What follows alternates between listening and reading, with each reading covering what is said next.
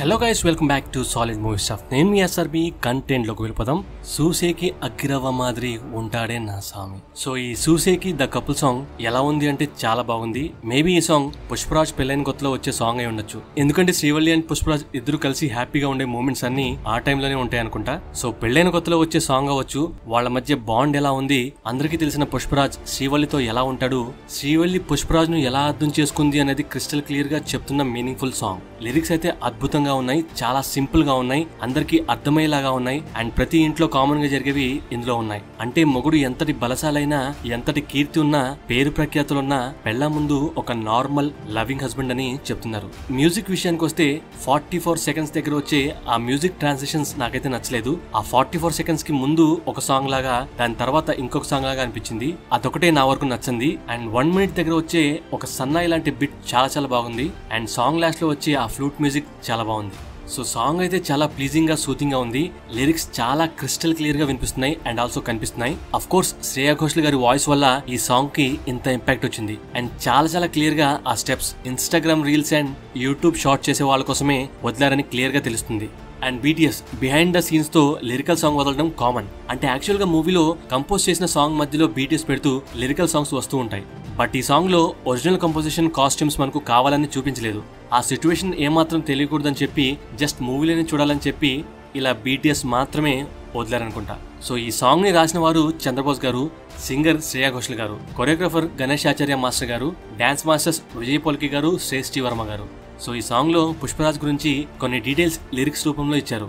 అంటే పుష్పరాజ్ యూనివర్స్ లో జనాల point of view, Srivalli point of view అనేది చెప్తున్నారు. అదే పుష్పరాజ్ అందరికీ మొట్టడు కానీ శ్రీవల్లికి పసిపిల్లవాడు, అందరికీ మొండోడు కానీ మహారాజు లాంటి వాడు, మాట పెళుసు మనసు వెన్న, రాయి లాంటి వాడు కానీ దేవుడు, అగ్రవ మాదిరి ఉంటాడు కానీ నా సామి అని చెప్తున్నారు.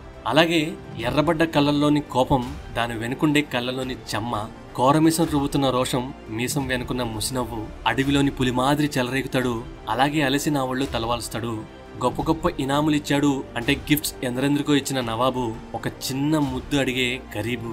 ఇది ఆల్మోస్ట్ ప్రతి ఇంట్లో జరిగేదే. పెద్ద పనులు చక్కబెట్టేవాడు కానీ చొక్కా మాత్రం కనబడదు, వెతకమంటాడు. బయట ఎందరినో ఎదిరిస్తాడు కానీ నేను ఎదురు రాకపోతే గడప కూడా దాటడు, నన్ను ఎదురు రమ్మంటారు మా శ్రీవారు అని ముద్దుగా శ్రీవల్లి తన భర్త అయిన పుష్పరాజ్ గురించి చెప్తున్న విషయాన్ని మనం గమనించవచ్చు.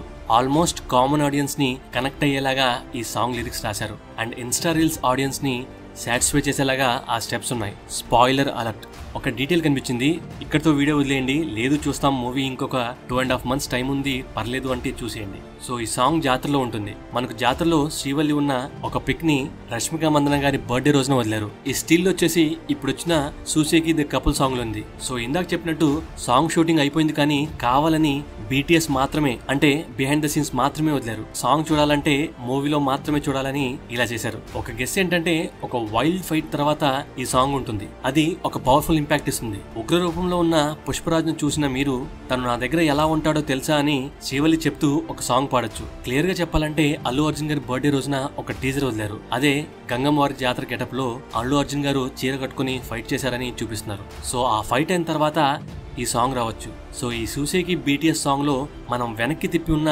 ప్రభలను చూడొచ్చు. అదే ప్రభలను అల్లు అర్జున్ గారి బర్త్డేకి రిలీజ్ చేసిన టీజర్ లో కూడా చూడొచ్చు. అండ్ అలాగే టీజర్ స్టార్టింగ్ లో ఆ వచ్చే డ్రమ్స్ మ్యూజిక్ ని మనం ఈ సాంగ్ లో ఎక్స్పీరియన్స్ అవ్వచ్చు. కావాలంటే మళ్ళీ టీజర్ చూసి సాంగ్ కూడా చూడండి, మీకు క్లారిటీ వస్తుంది. సో టీజర్ లోని ఆ ఫైట్ అదిరిపాటుగా ఉంటుందని ఇండస్ట్రీలో ఆల్రెడీ ఒక టాక్ అయితే ఉంది. సో జాతర ఫైట్ ఒకటి ఉంటుందంట, అది మామూలుగా ఉండదు, మైండ్ బ్లోయింగ్ గా ఉంటుందని అంటున్నారు. సో ఆ ఫైట్ చూసి జనాలు శ్రీవల్లిని క్వశ్చన్ చేసినప్పుడు ఆర్ ఫైట్ కంటే ముందు ఈ సాంగ్ రావచ్చు. సో సాంగ్ బాగుంది, మ్యూజిక్ బాగుంది, ఎస్పెషల్లీ వాయిస్ క్లియర్ గా చాలా బాగుంది. లిరిక్స్ చాలా క్యాచీగా ఉన్నాయి. ఆ కంపోజ్ స్టెప్స్ ఎవరైనా ఈజీగా చేసేలాగే ఉన్నాయి. అండ్ ఊరికే పెట్టలేదు ది కపుల్ సాంగ్ అని దీనికి పేరు. కపుల్స్ అందరూ ఆల్మోస్ట్ రిలేట్ అవుతారు, ఓన్ చేసుకుంటారు. అండ్ అఫ్ కోర్స్ మాస్ కి ఒక ట్రీట్ ఇచ్చేలాగా ముందో వెనుకో ఆ జాతర ఫైట్ సీన్ ఉంటుంది. సో జాతర sequence is a complete combo for all type of audience, especially mass, class and families కోసం. సో వీడియో నచ్చితే మన ఛానల్ని సబ్స్క్రైబ్ చేయండి, లైక్ చాలా ఇంపార్టెంట్, షేర్ చేయడం మర్చిపోకండి, కామెంట్స్ ద్వారా నాతో మాట్లాడండి. అండ్ మీ కామెంట్స్కి రిప్లై ఇస్తూ నేను మాట్లాడతాను. మన సోషల్ మీడియాని కూడా ఫాలో అవ్వండి. Thank you, love you all.